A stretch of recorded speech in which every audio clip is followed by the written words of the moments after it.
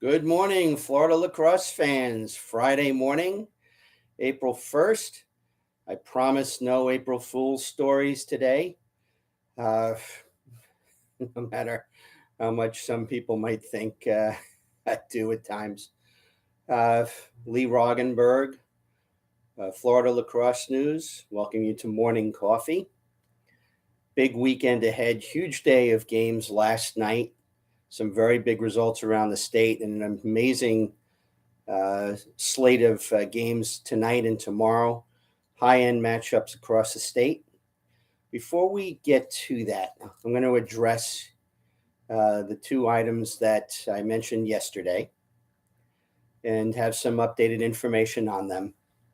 I had mentioned the Boca Raton Jupiter game, and I do have further information on that I can share. It was a Boca parent. I do have the event report from the police department at Jupiter.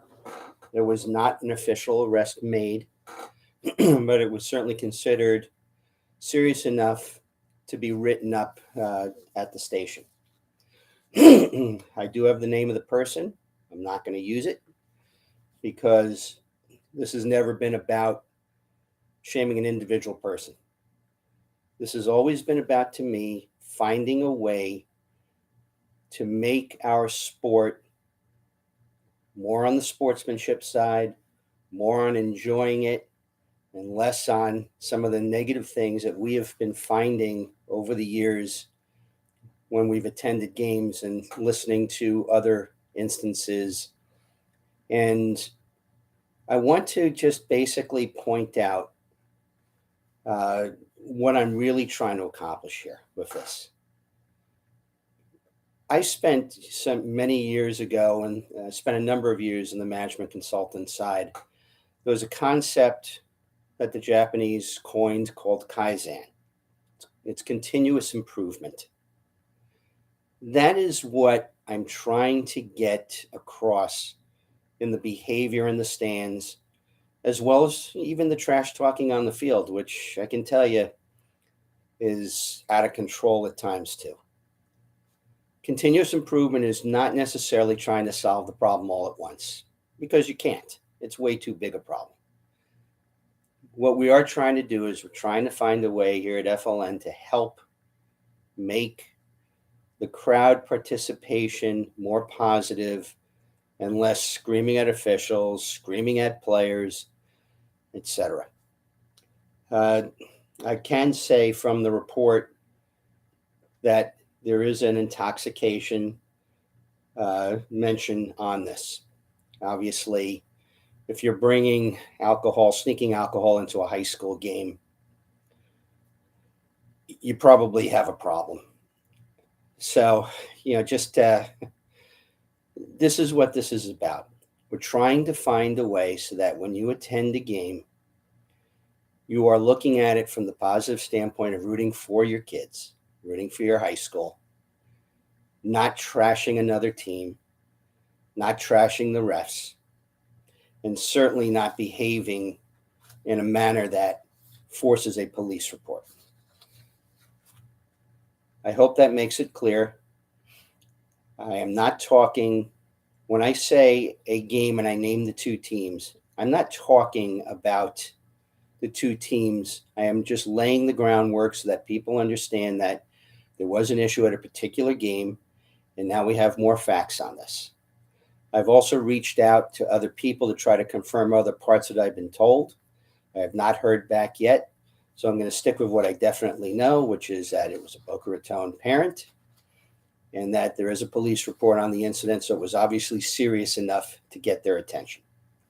On the other one, the brawl that I had mentioned at another game down here, I have sent the information request up to Gainesville, to the FHSAA.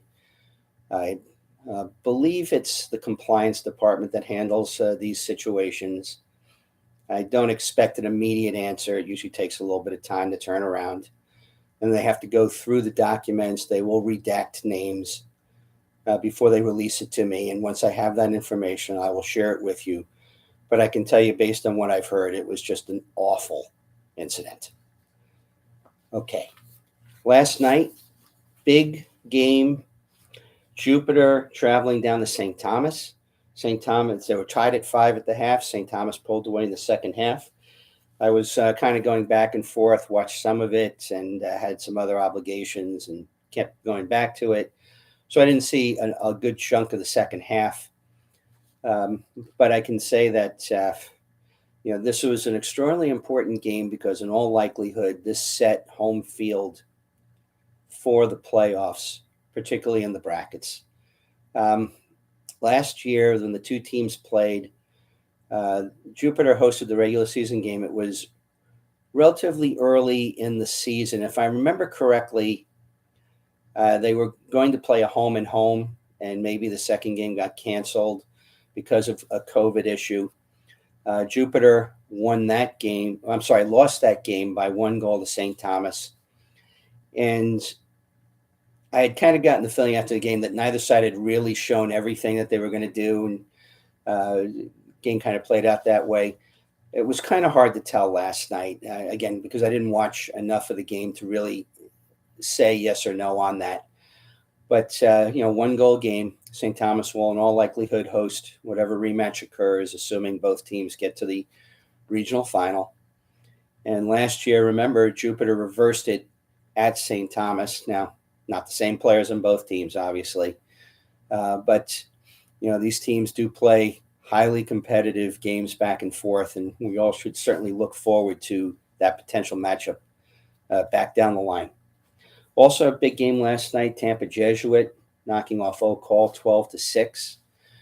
Jesuit and Oak Hall both sort of needed to schedule this game. I thought it was a great idea for them to schedule it this late in the season. Both teams certainly could use this type of preparation going into next week and then the playoffs from there. Vero Beach, interesting result, 8-6 over Vieira. I had those who maybe caught last night on Varsity Sports Network, the new edition of Who's In, Who's Out, will have noted that I highlighted that particular region, that setup, and how close Vero was to being in the playoffs. This certainly is going to help them.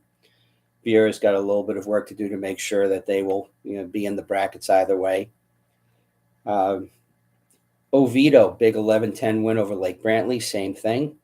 Again, Gulf Breeze, a 12-7 over Niceville. Important game because I wanted to see how Niceville reacted to stepping up to a Gulf Breeze program that has been the gold standard for the last couple of years in the Pensacola region. And, obviously showing it. But Niceville, that's a good showing too. So, again, I kind of mentioned, we get into this a little bit in the broadcast also on Varsity Sports Network, so I won't get into too much of that. By the way, before I get into the rest of the scores, a couple of things. Varsity Sports, it's varsitysportsnetwork.org. We put up the boys yesterday. I've been promised the girls will be up today. They're going to be run back to back. So we're going to have the 6 p.m. to 8 p.m. block, and it's on any of the channels that you click on. It's going to be running every single day from 6 to 8 on all the channels until we do the next version of it. I can tell you that we put an awful lot of effort into doing this. I think it's an excellent broadcast. I can't wait to see how the girls' one turns out, too. We had a little bit of fun at the end in the last segment on the girls' side that we didn't necessarily do on the boys' side with predicting the potential state titles and finals, including a little Lee Corso type issue. Okay. Also last night, Taravella 9-5 over Coral Springs. Windermere Prep 13-7 over All Saints Academy. I believe they're district. They're in the same district. That should lock up home field for Windermere Prep. Canterbury 10-6 over Columbus. Dwyer 13-6 over Pine School. We had Cypress Bay 6-4 over West Broward. St. Edward's played Aspen, Colorado. 11-4 win for them. We'd be there tomorrow for the St. Andrews game. after a stop at Golden Corral, which I noticed on Twitter disgusted a couple of you. Cardinal Mooney 13-10 over Springboro, Ohio. Booker T. Washington 10-6 over Fort Walton Beach. Coral Shores 8-7 over Immokalee. We had Venice with a 13-10 win over Barron Collier. That's a very nice win for the Venice program. Martin County, big win for them, 15-8 over Kings Academy, looking to solidify a high seed and a district win for them. Florida Christian 11-6 over LaSalle, and Naples 10-7 over Fort Myers. Easy winners on the boys' side last night: Pinecrest, Palmer Trinity, Steinbrenner, Bishop Moore, Melbourne, West Shore, Bishop Verreau, Maclay, Tohopekaliga, Haggerty, Cocoa Beach, Ransom Everglades, Alonzo, Sickles, Windermere, Estero. On the girls' side last night, we had Pompano Beach 14-8 over South Plantation, South Fork 12-9 over Pine School, Wellington 15-7 over Dwyer, Fort Lauderdale 12-9 over Taravella, Tohopekaliga 6-2 over Lake Buena Vista, Apopka 13-7 over Seminole, St. Petersburg 13-8 over Calvary Christian Clearwater, Ransom Everglades 9-5 over Westminster Christian, Seacoast Collegiate 10-4 over Pensacola, Lake Mineola 15-11 over Windermere Prep, Cocoa Beach 12-10 over Melbourne Central, Alonzo 14-11 over Wharton, Miami Country Day 9-5 over Palmetto, Western also 9-5 over West Broward, South Lake 11-4 over Leesburg, Tampa Catholic 13-8 over Cardinal Mooney, Out of Door Academy continuing their undefeated season 18-11 over Wiregrass Ranch, and Vieira 12-11 over Edgewood. Easy winners on the girls' side: Steinbrenner, Winter Springs, Academy of the Holy Names, All Saints Academy, Bartow, Spanish River, Cypress Lakes, Sickles continuing their second half run, Key West, Barron Collier, Estero, Martin County, American Heritage Plantation, and Oviedo. Okay. One college game last night: Weber women lose 12-9 to Southern Wesleyan. Bryce Gerber with 3 goals for the Weber women.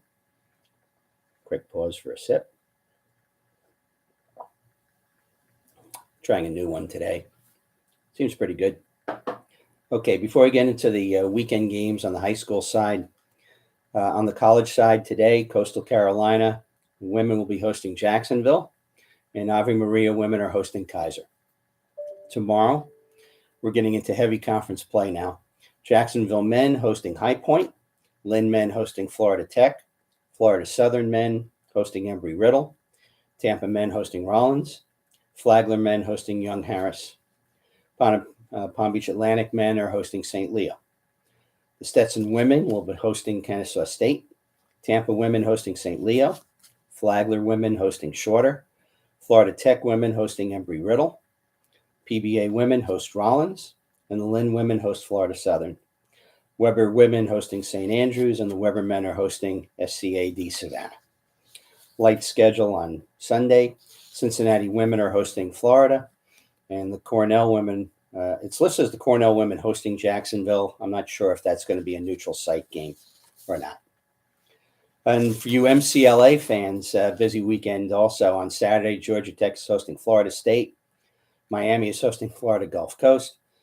UNF is hosting Florida Poly. University of Florida is hosting UCF.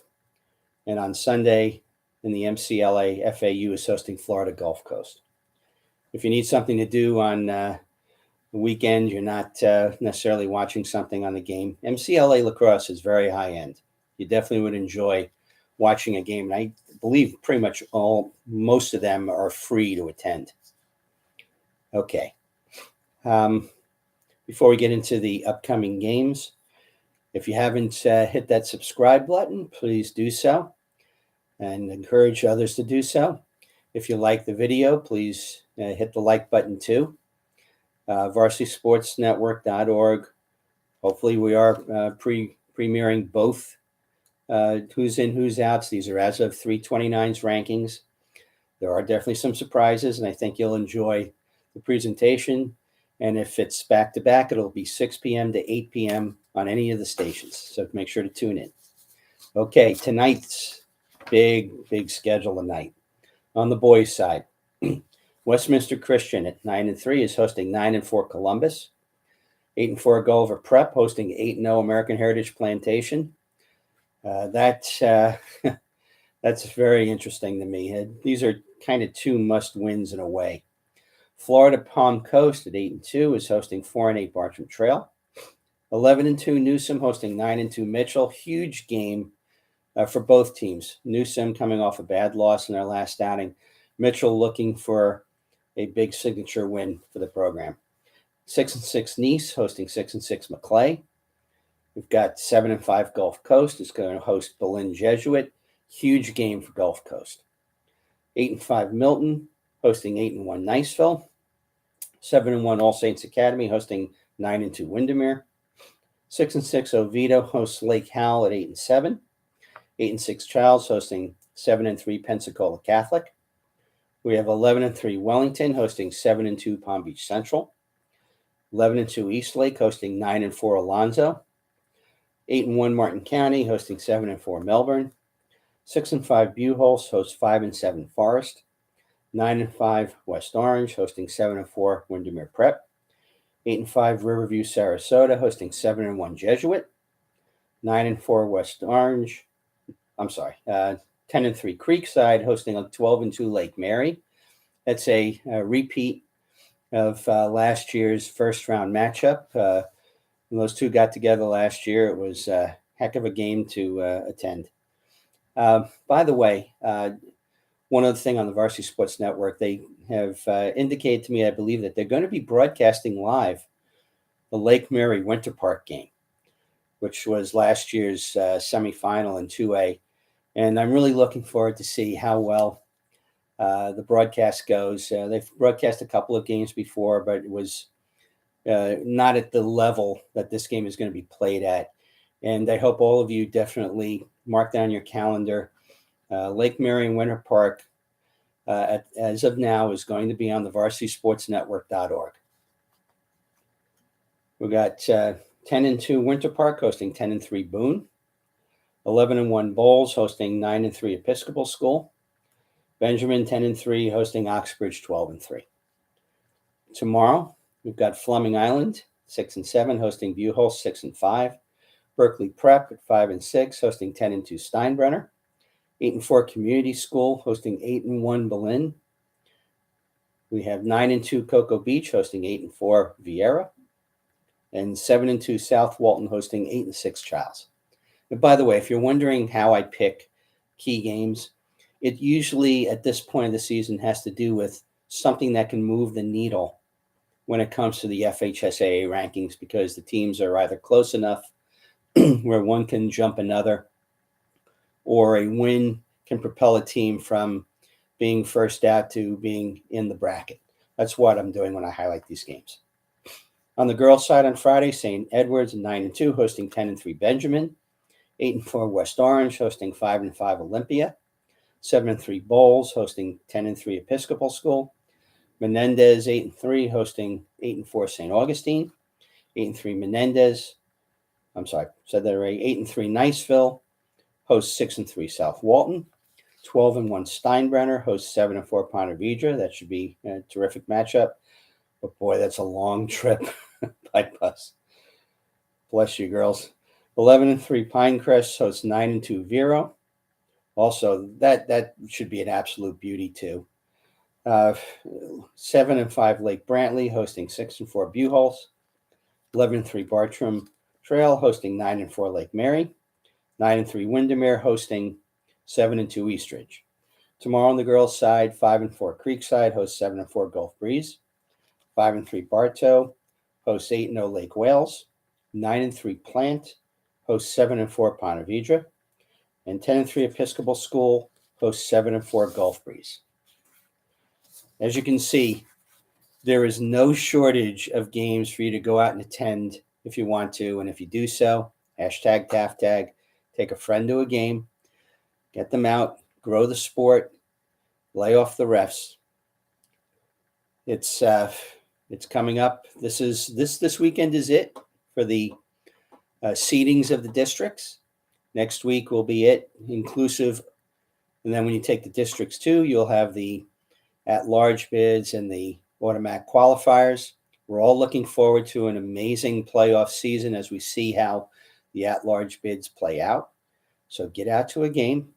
Please, again, hit that subscribe button. Look to Varsity Sports Network tonight for the hopeful 2-hour block. And this is Lee Roggenberg, Florida Lacrosse News, saying so long from the Sunshine State.